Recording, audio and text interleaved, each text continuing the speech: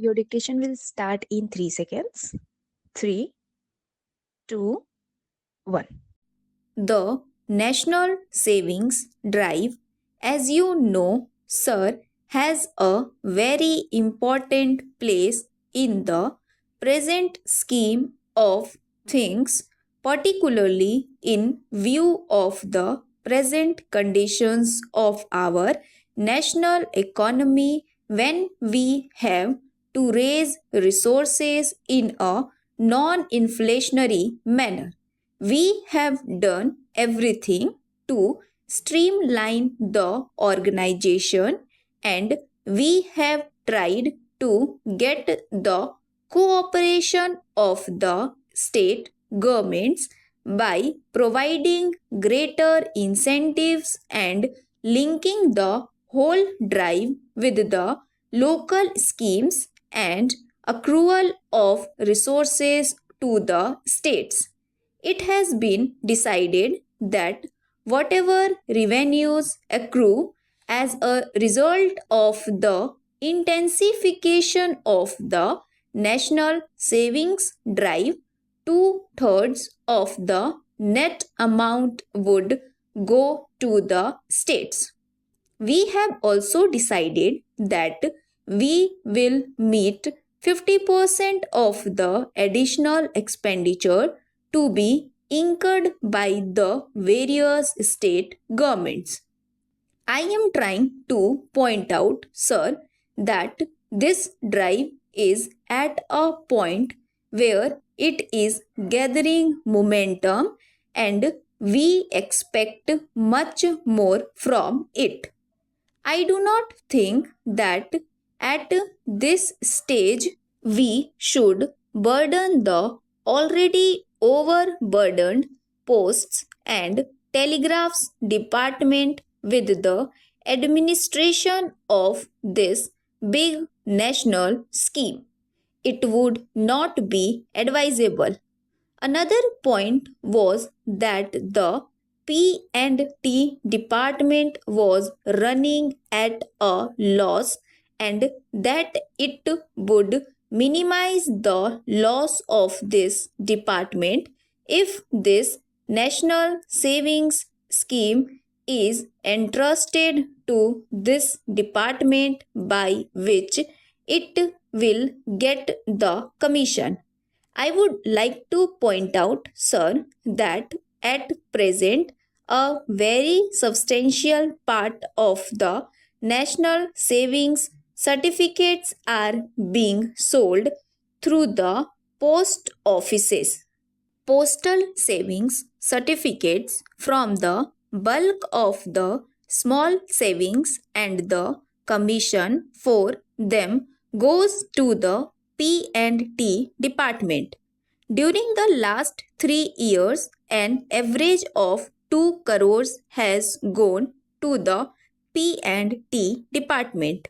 The P&T department is already getting some revenue from this, and in order to popularize this scheme and in order to make it reach the rural areas, it is necessary to intensify the scheme under the present setup, that is, the central government, the National Advisory Committee, the state governments, etc., rather than to burden the posts and telegraphs department with this additional task. Another point that he made was regarding a separate budget for the P&T department, just as the railways. Sir, the whole question of having a separate budget is a misnomer or a misdescription. During the last few years, as a result of the demand in Parliament, the budget memorandum as well as the annual financial statements have been elaborated and made clearer still to the layman by the addition of the explanatory memoranda and by showing the commercial accounts separately.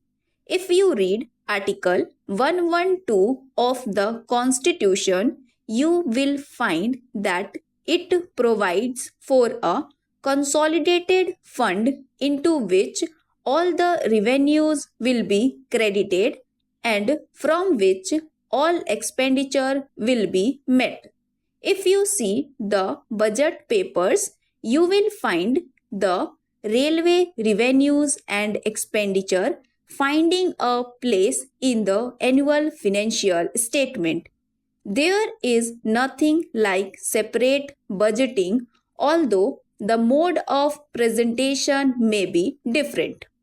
Furthermore, these commercial departments are either incorporated under a special act of parliament or are incorporated under the Indian Companies Act. Parliament has delegated powers so that it has not to present the detailed accounting to the Parliament. It has only concerned itself with the investments or the loans if the government makes any, and so accounts and financial statements are presented in a general form. Even therefore, on that score, the point that the honorable member has raised does not find much of a basis. He said something about the size and weight of the postcards. He said that if they could be reduced, much of the handling charges may be reduced. This involves a lot of problems because our postcards have been having the particular size for the last so many years, and if we have to change the size, we will have to change the machinery which produces them.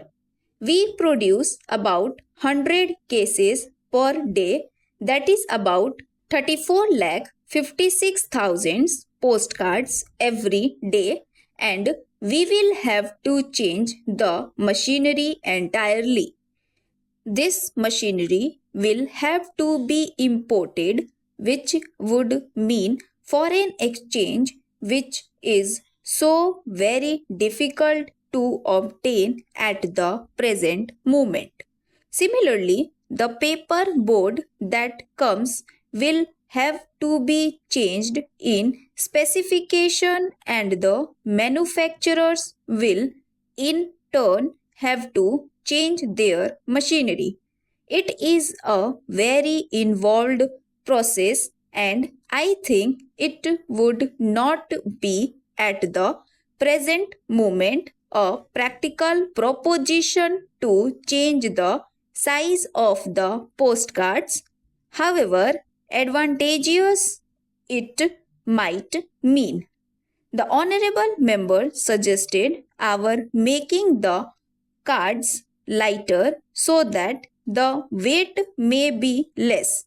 This also is not practicable because, as you know, the postcard is of a particular thickness, and through experience we have found that out to be of great value.